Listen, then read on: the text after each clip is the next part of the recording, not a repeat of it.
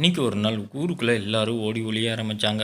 ஒரு பொண்ணு அவங்க அம்மா கிட்ட, எதுக்குமா ஓடி ஒளிகிறோம், என்ன தான் பிரச்சனை அப்படின்னு கேட்க, அந்த அம்மாவும், ஊருக்குள்ளே 8 மணி ஆச்சுன்னா பேய் ஒன்று வரும், 8 மணிக்கு மேலே யார் சுற்றுறாங்களோ அவங்கள சாப்பிட்ரும் அப்படின்னு சொல்லிச்சு. அந்த ஊருக்கே சம்மந்தம் இல்லாத ஒரு ஆள் அந்த ஊருக்குள்ளேயாக நடந்து வந்துக்கிட்டு இருந்தார்.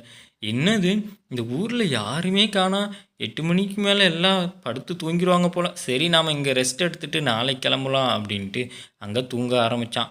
அதை மறைஞ்சிருந்து எல்லாரும் எட்டி பார்த்தாங்க, பேய் வந்து சாப்பிட்றோம் அப்படின்ட்டு. ஆனால் அடுத்த நாள் விடிய ஆரம்பிச்சிது. அவனோ உயிரோடு இருக்க அந்த ஊருக்காரங்க, ஏப்பா உனக்கு ஒன்றுமே ஆகலையா, நைட்டு பேயே வரலையா? எது பேயா? ஒன்றும் வரலம்மா, நான் நல்லா தூங்கி எழுந்திரிச்சிட்டேன். சரி என்னைய ஆளை விடுங்க, நான் எங்கள் ஊருக்கு போகிறேன். இத்தனை நாளாக ஊருக்குள்ளே பேய் இருக்குன்ட்டு பயத்தை ஏற்படுத்தி எல்லாத்தையும் ஏமாற்றியிருக்காங்க. வதந்திகளை நம்ப வேண்டாம். மறக்காமல் சேனலை சப்ஸ்கிரைப் பண்ணுங்கள்.